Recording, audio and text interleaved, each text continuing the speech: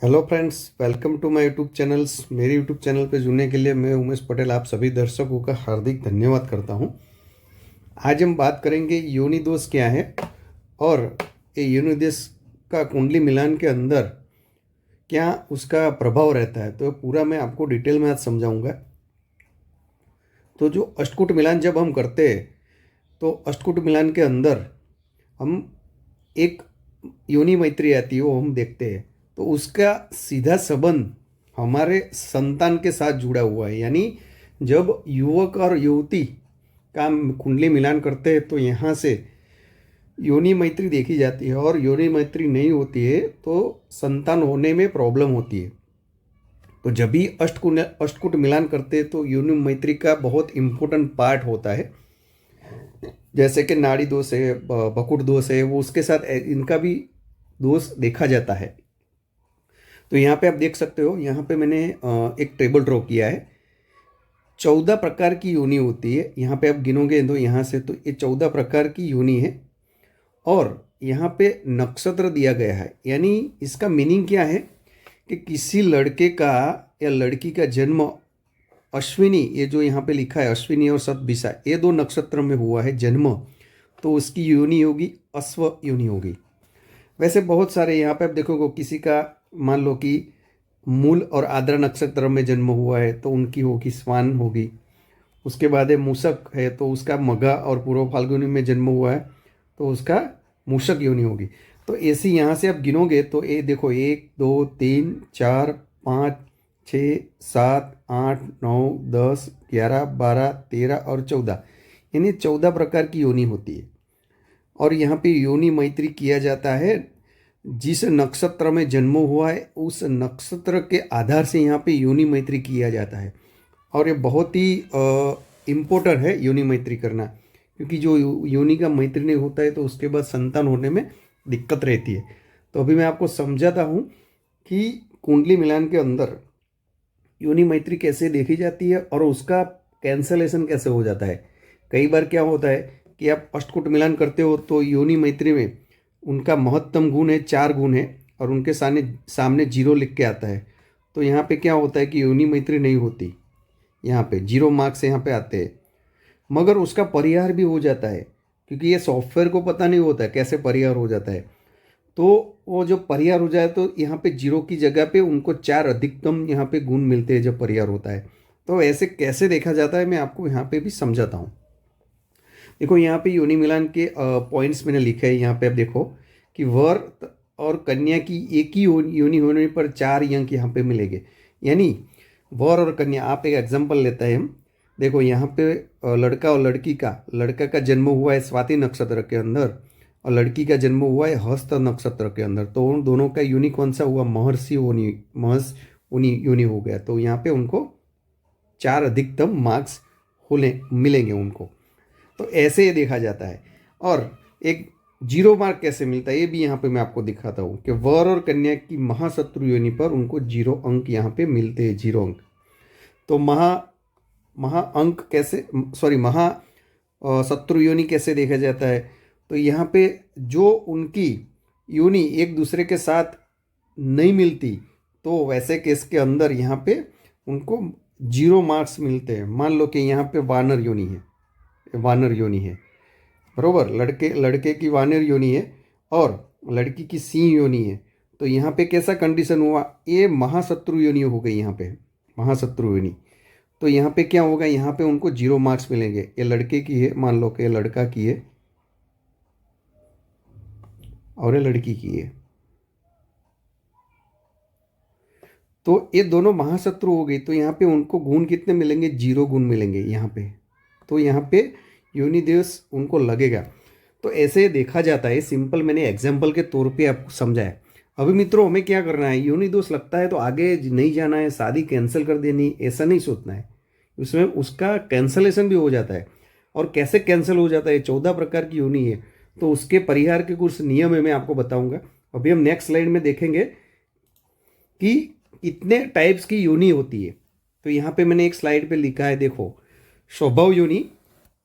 Total यहाँ पे 5 प्रकार की योनि दिखाई गई है। तो पहली है यहाँ पे स्वभाव योनि, दूसरी है मित्र योनि, तीसरी है उदासीन या सम योनि, चौथी है शत्रु योनि और पांचवी है महाशत्रु योनि। तो स्वभाव योनि यहाँ यानी यहाँ पे आप देखो क्या है, स्वभाव योनि का अर्थ यह है कि वर और कन्या की योनि एक होनी चाहिए। यानी कि पिछली साइड में मैंने बताया था कि मान लो कि अश्व योनि है तो अश्व के अंदर प्रत्येक योनि को दो दो नक्षत्र दिया गया है। तो दो नक्षत्र है, उसमें कोई एक नक्षत्र में लड़के का जन्म हुआ और वही नक्षत्र में लड़की का जन्म हुआ है और दो में कई अलग अलग में हुआ, तो यहाँ पे स्वभाव योनि उसको गिना जाएगा।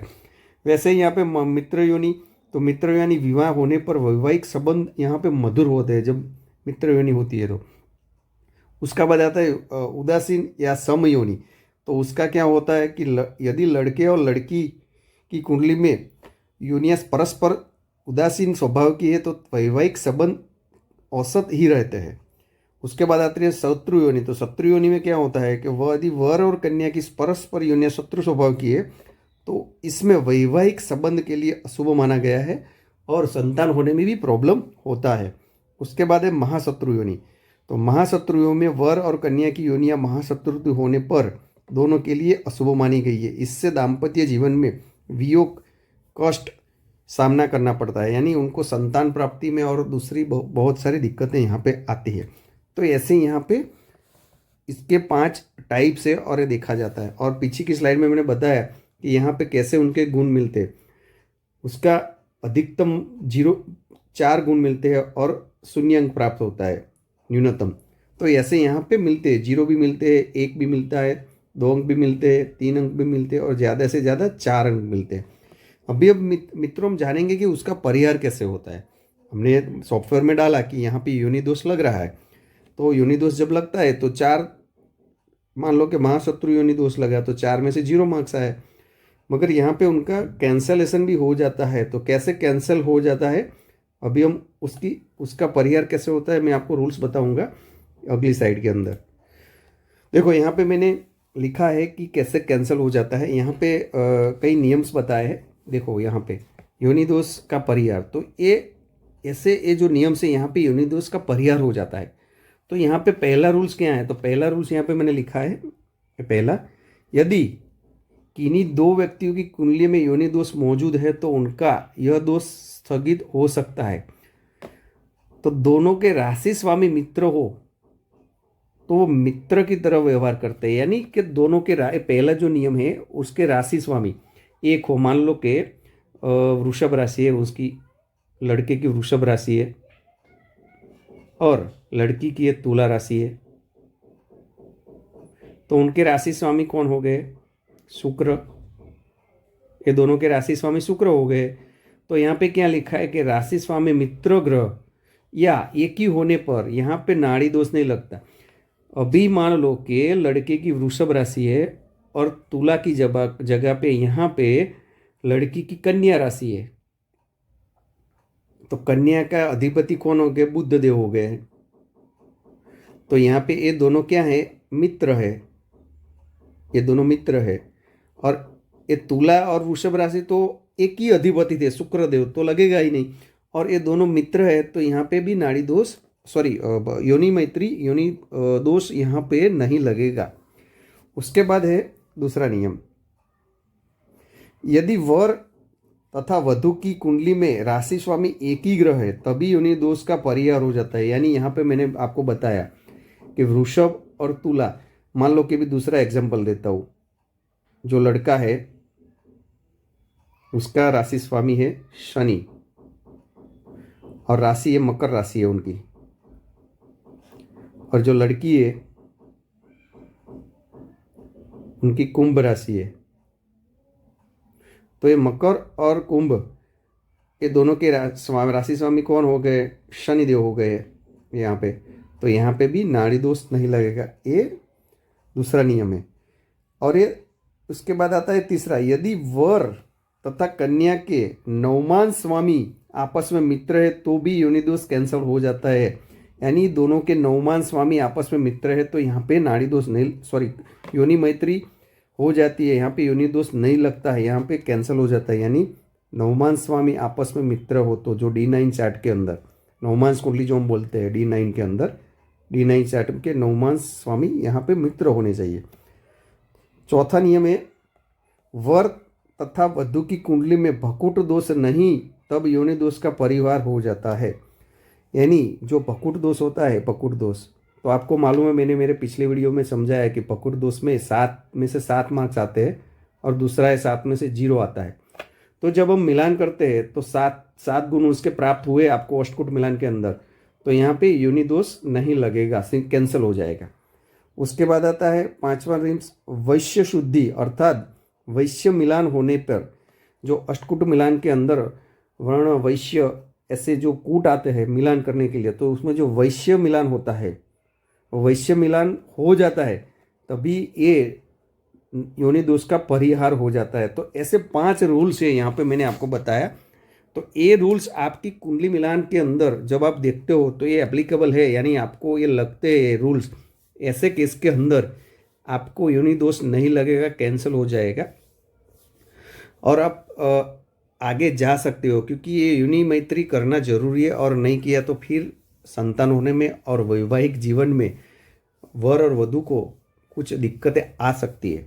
तो मित्रों, मैंने आपको ये बहुत इजी तरीके से ये वीडियो समझाया और इस वीडियो के लिंक के अंदर भी नाड़ी दोष, फिर मंगल दोष, भकुट दोष कैसे कैंसिल होता है, परिहार हो जाता है, उस सब की लिंक यहाँ पे दी हुई है।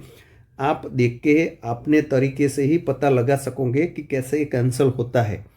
और मैं आप सभी व्यूअर्स, दर्शकों को मैं रिक्वेस्ट करूँगा कि ये वीडियो अपने रिलेटिव्स को भी शेयर करना, तो उनको भी पता चले और उनको अच्छा यहाँ से ज्ञान मिले। तो मैं आज आशा रखता हूँ कि आपको जो मैंने योनि मैत्री के अंदर उसका परिहार कैसे होता है सब समझाया, तो आपको अच्छा लगा होगा। अच्छा लगा है तो वीडियो को लाइक करना और चैनल को सब्सक्राइब करना। आभार मित्रों।